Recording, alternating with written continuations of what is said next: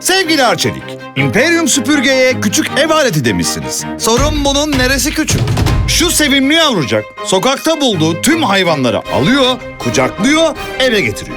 Hadi kediyi, köpeği anlat. Ama yani sen sokakta tüylü Hollanda tavşanını nereden buldun ya? Ah Hünkari. Bunun tüyü var, tozu var. Kim uğraşıyor? Imperium süpürge. 4A temizlik performansıyla sınıfının en iyisi bu süpürge. Çift HEPA filtresiyle tozun %99.98'ini tutuyor bu süpürge. Ha işte bu küçük. Ama bunun neresi küçük?